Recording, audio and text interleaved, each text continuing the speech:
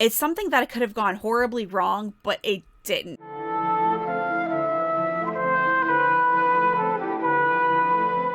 Hello everyone and welcome to my channel. If you're new here, hi, my name is Katie and I am a nerdy flute player, which means I do covers of video game, anime, TV, music, and if all that sounds interesting, there'll be a link above to all of my cover music videos, as well as in the description below. You can listen to all my music on all of your favorite streaming services. I am also a gamer girl. You can find me gaming over on twitch.tv/KatieShesko, as well as here on YouTube. So make sure you like, share, subscribe, hit the notification bell so you know when I go live and upload a new video. Let's dive into today's video. Today, as part of my vlogmas series, we're going to be reacting and analyzing Jethro Tull's Ring Out Solstice Bells, and this is the 2003 remaster. This is just audio, no video.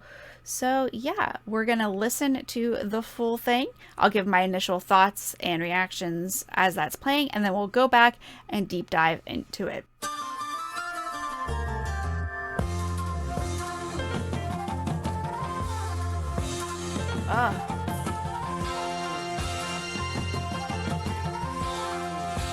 I'm loving the flute technique already. Now it's a solstice of the year.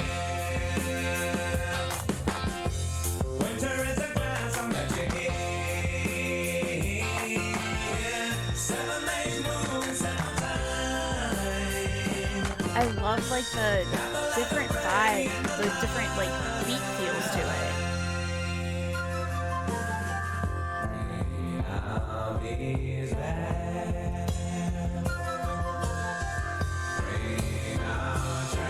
Solstice bells, ring solstice bells. I love the juxtaposition between like really orchestrated and not. Join together, leave the mistletoe. By the holy oak where one grows. 7 through his dance and 7 time. Sing the song of bells while I be trying. How do you not hear this and be happy? He's back.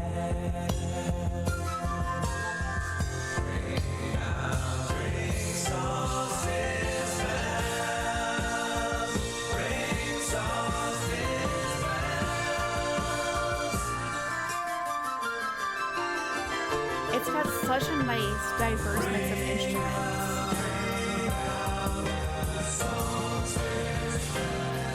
Ooh, and I kind of like this minor feel almost.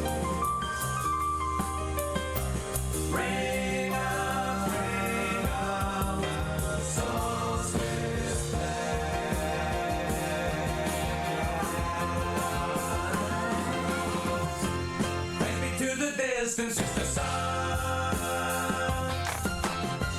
Joyful as the silver planet run. 7 days moving, 7 times. It's got such a fun beat to Sing it. the song of bells while I be trying.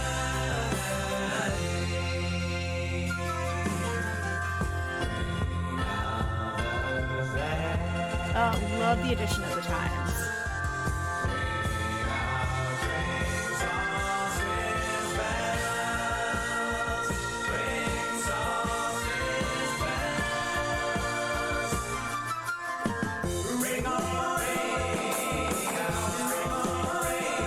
Oh, I love how this fire feel to it too. Oh.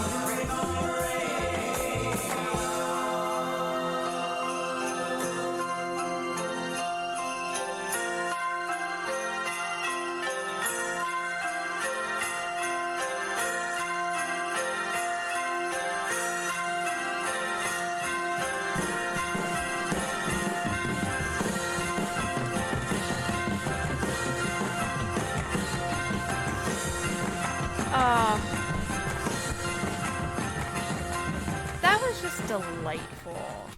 It had so much fun. It was upbeat. We kind of got a little bit of a minor feel, which a lot of like the old carols, maybe not particularly minor, but they have like a more minor feel to them. We had a little bit of choir going on. We had some chimes. The flute part was just delightful and fun and like sprinkled in just the right places. This was such a delightful song. Let's go back and let's analyze it a little bit. Now, before we do that, I do want to say that how I do my reactions, because I listen to the full thing without stopping, I do tend to get copyright claimed, so thus the videos are not monetized. So if you like these kind of reactions and you like how I do my reactions, please consider becoming a patron over on patreon.com/KatieShesko or a YouTube member by clicking the join button below. There you get early access to my videos. You can have priority requests as a member for reactions. You get monthly updates, special access in my Discord server, as well as many other perks. By becoming a member either on Patreon or joining my channel memberships, it really allows me to produce more of this content, and it really helps my channel and helps my music production. Consider becoming a patron or a channel member. I really do appreciate it. Now let's dive into the analysis.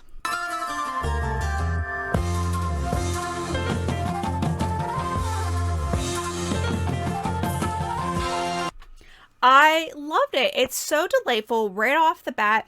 We have the flute. We hear the extended technique with the cha-cha-cha. We hear the cha-chas in there, and it's like, it's kind of scale work, some arpeggios, and for someone who's experienced, like, they're easy to do, but they sound really cool. I like to do those when I was improving because they sound really impressive, but they're, if you've practiced at it, the technique itself is really easy to do. It's a nice juxtaposition between like the piano and like some of these bells going on. It's just a delightful way to start out the song. It really sets a good tone.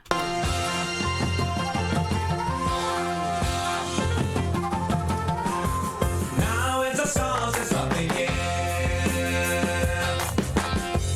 It's just a really interesting instrumentation. We kind of have the like straight piano. We have the flute, of course. We have some guitar going in there. We have some like synth going on as well. So you're kind of bringing in a little bit of everything. You've got the rock feel, you've got the classical feel. You have like this synth, which was kind of like coming into more being with the Christmas songs. It's just, it's like, it's such a mix. And the clapping is very folksy, which Song from the Wood I hear is very folksy inspired. So I really like that. It's like such a really interesting mix, and it's something that could have gone horribly wrong, but it didn't. It was just so well done. That just shows the musicianship, because like when you have a blending of styles, sometimes it sounds muddy, sometimes it sounds disjointed, but it works so seamlessly with this. And kind of like the singing and then the music is just, it's very reminiscent of a folky feel to it. And the clapping, it just makes you think that like you're singing this around a fire at a Christmas party, you know, and it's just fun and delightful.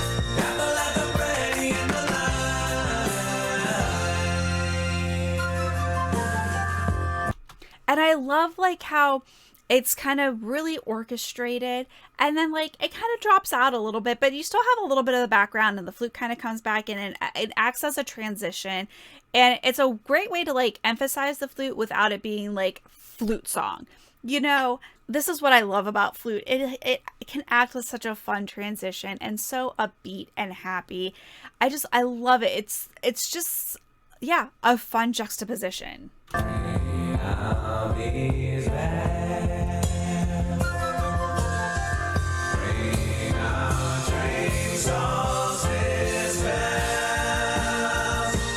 And here I like how we kind of have, when he's singing, like it's very minimal as far as the backtracking goes. And then we have that little flute ditty that comes in, and that just, you know, like his low register kind of like sounds somber and solemn and like a little bit more serious. And then you have like the flute come in, and it's just like da da da da da da da da, and it's just like, oh yeah, we're having fun. Like this isn't just a traditional carol. It's singing of like the birth of Christ. You know, it's supposed to just be fun and uplifting in this time of year when most of us, especially in the northern hemisphere, are dealing with cold winter months where all we want to do is be inside, and it's just brings that levity to all of that. or this time of year can be really stressful for a lot of people between family obligations and Christmas and wrapping up work. And, you know, if you have kids, they're wrapping up school stuff, getting ready for a winter break. It's just, this time of year can be really, really stressful. And like, this is just such a fun song to kind of bring that back out. And it's just such a fun juxtaposition between like a very not heavily orchestrated, then coming back in with an orchestration and then dropping back out. And I want to mention here, I like that they're talking about solstice bells. It brings a little bit more religious ambiguity to it. We can all recognize the winter solstice, the start of winter, if you're in the northern hemisphere, without it necessarily being Christian. We all can recognize the winter solstice without it having to do with any one particular religion. And kind of the thing with the winter solstice is it's the shortest day of the year, and after this night the days start getting longer. So we're starting, we've come to this point where like we have now reached the darkest night of the year and the longest night of the year, and now from here on we're going to start seeing more light. The light is returning, and that is something to celebrate. I know this time of year, it's really hard when it is dark by like 4:30. It can be so hard to like keep going. When you just want to curl up and go to bed.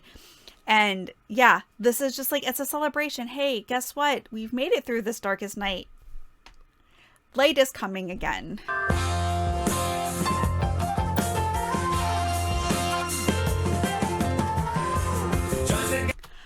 I love the flute playing here. Again, it's very jovial and light, but you can still tell that this is Ian. It has his signature sound with he has like this really controlled breathiness to some of it. It kind of has like this multi-tone, and to have it come out this clean and clear is just, it's hard work, and it just sounds so good. I love it. I feel like a lot of contemporary flute music nowadays has some of these extended techniques for the sake of having extended technique. It's like, look what I can do. Look at this unusual thing I can do with flute. But Ian really does this in such a way that how do I describe it? It's just so tastefully done, and it adds to the character of the music. It adds to the very playful nature that Ian and Jethro Tull have. It adds to this very jovial happiness to it without it sounding like so forced, without it sounding so classical, without it sounding, you know, what some people think is dull in classical music. Like they think it's boring. And especially when you hear a lot of strings, you know, sometimes just, I admit, sometimes I find classical music boring. I'm sorry, Wendy. I sometimes find classical music boring. But he's taking this very classical instrument and making it so fun and jovial and happy. And it just really adds to the character. So like all of this extended technique that he's doing is just, it's so tastefully and well done. It's intentional and just, it's fun. It's just fun. And it just adds to the lightness and happiness of the music.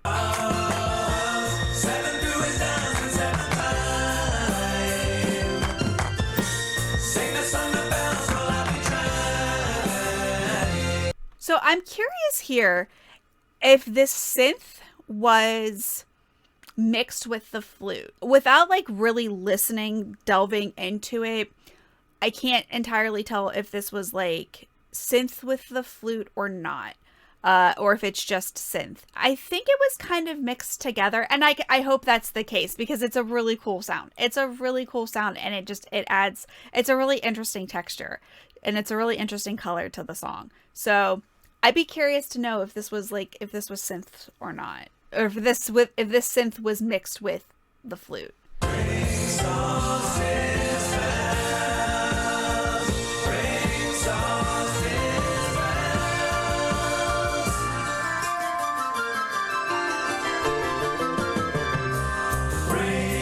So here we're transitioning into this, like, again, I can't tell if it's 100% minor, but like a more minor-esque feel to it. And I like that. I don't know. people are always like, oh yeah, you can tell the minor keys because they sound sad, but like I like minor keys. I like that dark feeling. I don't know, maybe it's my gothic heart.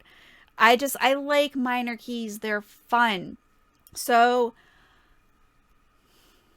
I really like this juxtaposition. I like this juxtaposition because we've had this like really jovial and happy, and now we're kind of getting into something a little bit more somber, a little bit more reminiscent of like the old time Christmas carols of like, you know, the Middle Ages where it was most choir and we had the introduction of the organ and stuff, and it was a little bit more somber, and I like that juxtaposition here.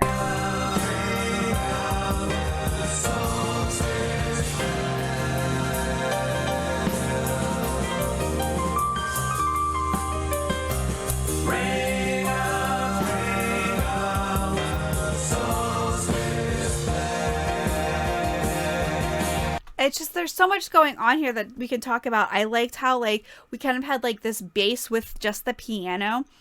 Really cool. I like how seamlessly they go from like really orchestrated to minimally orchestrated. It's just so well done. It's going in and out. It makes the song, it gives the song some interest. It doesn't seem one dimensional or overly repetitive. We're hearing some of these same like little ditties coming back in and out, but it never sounds stale. It's just there's always constantly something going on, something moving, something being orchestrated, something taken out, coming back in. And then we have like this choir-esque moment, and it's just like I love it. I just love it. It's just, it gives the song so much interest that you just don't hear nowadays. You don't hear songs, at least from my limited listening of the radio and kind of knowing what is popular right now, have this complexity and depth to it. And I really wish it would. It's harder to do because things aren't just being repeated over and over. To add this kind of stuff takes time, and it's just, I really like it. To the distance, just the sun. And we went right seamlessly back into the verses from before. With a little bit more vocal.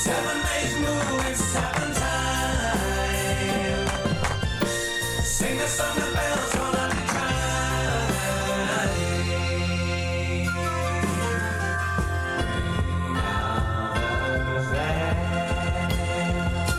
And I love the addition of the chime here. Love the addition of the chime here. You didn't realize you were missing a bell tone of some sort until it came in. And I was just like, oh, we're towards the end of the song, and this is the first time that like we're really hearing like something that sounds like a bell, which chimes are very bell-esque. It's just like, oh yeah, we're singing a song about bells. How did we not have more chimes throughout it? And I kind of like that. It's unexpected because you don't realize you're missing it until it comes in, and you're like, oh yeah, it would make sense to have something that sounds like a bell here.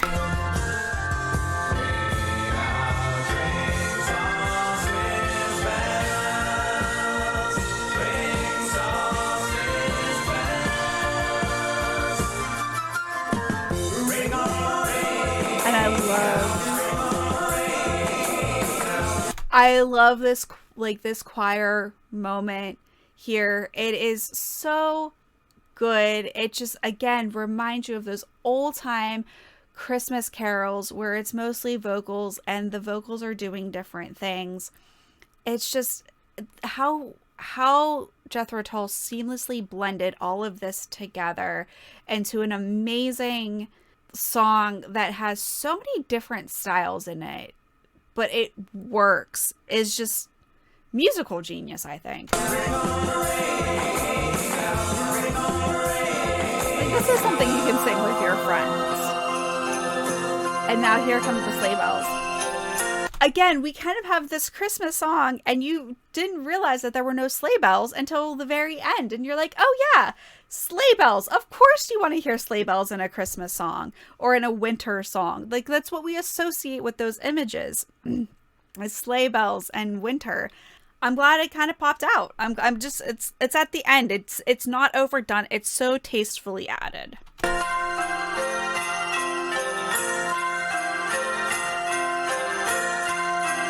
And I like I like how the flute is not, like, this would be a time that you would think that, like, the flute would be kind of very virtuoso and all over the place. But here, the flute's just doing very simple do, do, do, do, do, do, do, do. These little hits here and there. Again, it would be a spot where where things could go horribly wrong musically. It could sound very muddled and cluttered.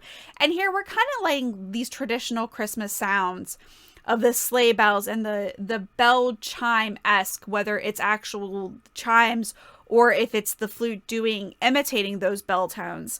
Do do do do do do do do do do do. It's like so well. I love it. It's so artistfully done and well done, and it doesn't slam you in the face that, like, hey, this is a winter Christmas song or a solstice song. It adds it at the end. It peppers it in kind of as a reminder.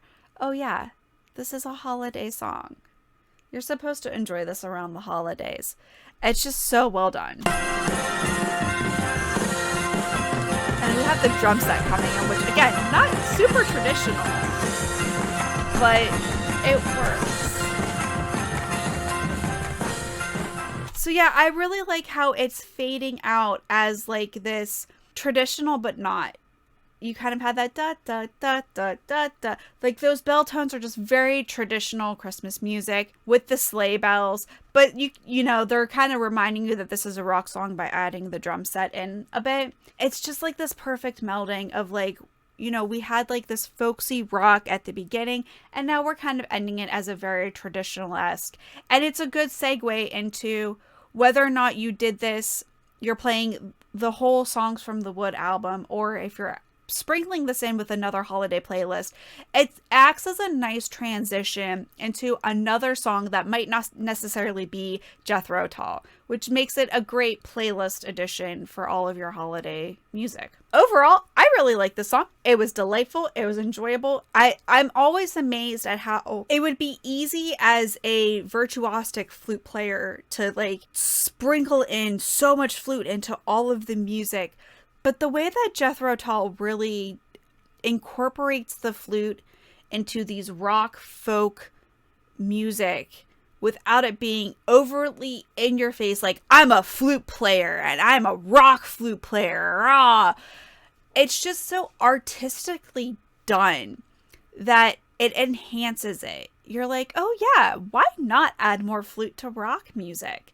Like, this makes sense, and you wouldn't think it, but the way they incorporate it and the way that they meld various styles together, like rock folk, you would not necessarily associate with holiday music, but it works. It somehow works, and that is the genius of Ian Anderson and Jethro Tull, of just working so well. I hope you enjoyed this reaction and analysis. I know I did.